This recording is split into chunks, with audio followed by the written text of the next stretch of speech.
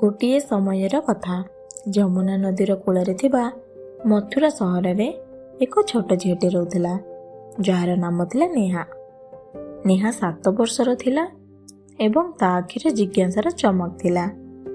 ସେ ନିଜ ସହରର ରଙ୍ଗୀନ ବଗିଚା ଗୁଡ଼ିକରେ ବୁଲିବାକୁ ବହୁତ ଭଲ ପାଉଥିଲା।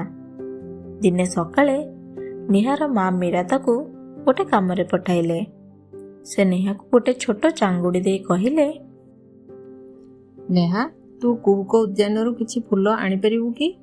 ଆମକୁ ସନ୍ଧ୍ୟାରେ ପୂଜା ପାଇଁ ଫୁଲ ଆବଶ୍ୟକ। ମନେ ରଖ, ଭିନ୍ନ ଭିନ୍ନ ଆକାର ଏବଂ ରଙ୍ଗର ଫୁଲ ଆଣିବୁ। ସେଠାକାର ଫୁଲ ଅତି ଆକର୍ଷଣୀୟ। ନେହାର ହୃଦୟ ଉତ୍ସାହରେ ଭରିଗଲା।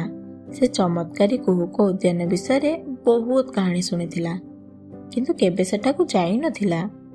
ସେ ଗୀତଟିଏ ମଧୁର ସ୍ୱରରେ ଗାଇ ଶୀଘ୍ର ବାହାରି ପଡ଼ିଲା। ଚାଙ୍ଗୁଡିଟି ସେତେବେଳେ ତା ହାତରେ ଝୁଲୁଥିଲା। ଉଦ୍ୟାନର ରାସ୍ତା ଗୁଡ଼ିକ ପୁରୁଣା ଗଛମାନଙ୍କ ଦ୍ୱାରା ଆବଦ୍ଧ ଥିଲା, ଯାହାର ପତ୍ର ଗୁଡ଼ିକ ହାଲୁକା ପବନରେ ପରସ୍ପର ମଧ୍ୟରେ ସତେ ଯେପରି କଥା ହେଉଥିଲେ। ଚାଲିକରି ଯାଉଥିବା ବେଳେ ନେହା ତା ଚାରିପାଖରେ ବିଭିନ୍ନ ଆକାର ଏବଂ ରଙ୍ଗ ଗୁଡ଼ିକୁ ଦେଖିଲା, ଯେପରି ଗୋଲ ପଥର, ରାସ୍ତାରେ ଚତୁର୍ଭୁଜ ଆକାରର ଟାଇଲ୍ ଏବଂ ସବୁଜ ଗଛ ଗୁଡ଼ିକ ନୀଳ ଆକାଶ ସହ ମିଶି ଯାଉଥିଲା। ଶେଷରେ ଯେତେବେଳେ ସେ କୁହୁକ ଉଦ୍ୟାନରେ ପହଞ୍ଚିଲା, ତା ଆଖି ଆଶ୍ଚର୍ଯ୍ୟରେ ଖୋଲା ରହିଗଲା। ସେ ଏହାକୁ ଏତେ ସୁନ୍ଦର ଭାବିଥିଲା, ତାଠୁ ଉଦ୍ୟାନଟି ବହୁତ ସୁନ୍ଦର ଥିଲା। ବଗିଚାରେ ରଙ୍ଗ ଏବଂ ଆକାର ଗୁଡ଼ିକ ସମାହାରର ଏକ ଅଦ୍ଭୁତ ଦୃଶ୍ୟ ଥିଲା।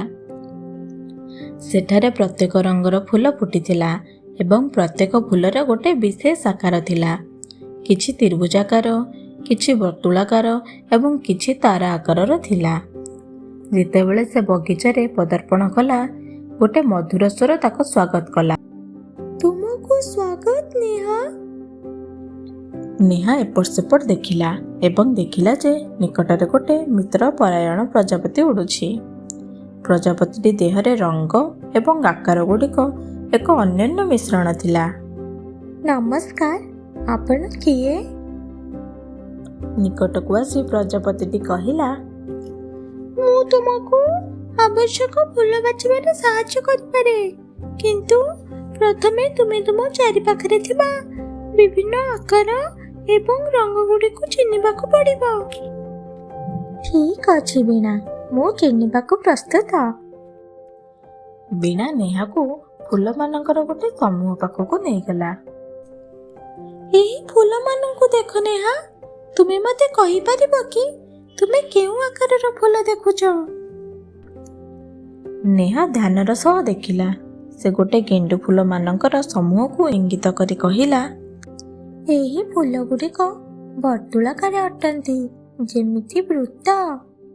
ସେ ମନ୍ଦାର ଫୁଲ ଗୁଡ଼ିକର ପାଖୁଡ଼ାକୁ ଇଙ୍ଗିତ କରି କହିଲା, ଏବଂ ସେଗୁଡ଼ିକ ତ୍ରିଭୁଜାକାର ଅଟନ୍ତି। ଖୁବ୍ ବଢ଼ିଆ ନେହା, ଏବେ ରଙ୍ଗ ଗୁଡ଼ିକ ବିଷୟରେ କଥା ହେବା। ତୁମେ କେଉଁ କେଉଁ ରଙ୍ଗ ଦେଖୁଛ? ନେହାର ଆଖି ଚମକି ଉଠିଲା, କାରଣ ସେ ବର୍ତ୍ତମାନ ରଙ୍ଗୀନ ଫୁଲ ଗୁଡ଼ିକୁ ଦେଖୁଥିଲା। ମୁଁ ଲାଲ, ହଳଦିଆ, ନୀଳ ରଙ୍ଗ ଏବଂ ଗୋଲାପୀ ରଙ୍ଗର ଫୁଲ ଦେଖୁଛି, ଏବଂ ଏଠାରେ ଭିନ୍ନ ଭିନ୍ନ ରଙ୍ଗର ଫୁଲ ମଧ୍ୟ ଅଛି, କିଛି ଫିକା ଏବଂ କିଛି ଗାଢ଼। ତୁମେ ଖୁବ୍ ଶୀଘ୍ର ଚିହ୍ନି ପାରୁଛ ନେହା। ମନେ ରଖ, ଭିନ୍ନ ଆକାର ଏବଂ ରଙ୍ଗ ଗୁଡ଼ିକୁ ଚିହ୍ନଟ କରିବାକୁ ଆମକୁ ଆମ ଚାରିପାଖରେ ଥିବା ସୁନ୍ଦରତା ଆନନ୍ଦ ଉପଭୋଗ କରିବାରେ ସାହାଯ୍ୟ କରେ। ଏବେ ଚାଲ ତୁମର ପୂଜା ପାଇଁ କିଛି ଫୁଲ ବାଛିବା। ଯେତେବେଳେ ସେମାନେ ଫୁଲ ତୋଳୁଥିଲେ, ବୀଣା ନେହାକୁ ପ୍ରତ୍ୟେକ ଫୁଲର ଆକାର ଏବଂ ରଙ୍ଗର କାହାଣୀ କହିଲା। ନେହା ଧ୍ୟାନ ଦେଇ ଶୁଣିଲା। ତାର କଳ୍ପନାରେ ରଙ୍ଗୀନ ଚିତ୍ର ଅଙ୍କିତ ହୋଇ ଉଠୁଥିଲା। ସେମାନେ ଫୁଲ ତୋଳିବା ଶେଷ କରିଲେ। ନେହାର ଚାଙ୍ଗୁଡ଼ି ପୂରା ହୋଇଗଲା ଏବଂ ତା ହୃଦୟ ଖୁସିରେ ଭରି ଉଠିଲା। ନେହା କହିଲା, ଧନ୍ୟବାଦ ବୀଣା, ମୁଁ ଆଜି ବହୁତ କିଛି ଶିଖିଲି। ତୁମକୁ ସ୍ୱାଗତ ନେହା। ନେହା ନିଜ ଘର ଆଡ଼କୁ ଦୌଡ଼ିଲା। ତାର ଚାଙ୍ଗୁଡ଼ି ଚମତ୍କାରୀ ଫୁଲରେ ପୂର୍ଣ୍ଣ ହୋଇଥିଲା। ସେ ନିଜ ମାଆକୁ ନିଜ ଯାତ୍ରା ଏବଂ ନୂଆ ଶିଖିବାର ବିଷୟରେ କହିବାକୁ ଉତ୍ସୁକ ଥିଲା। ସେ ସନ୍ଧ୍ୟାରେ ଯେତେବେଳେ ନେହା ଏବଂ ତାଙ୍କ ମା ପୂଜା ପାଇଁ ଫୁଲ ସଜାଉଥିଲେ, ନେହା ତାର ଅନୁଭବକୁ ତା ମାଆକୁ କହିଲା। ମୀରା ଖୁସିର ସହିତ ଶୁଣିଲେ।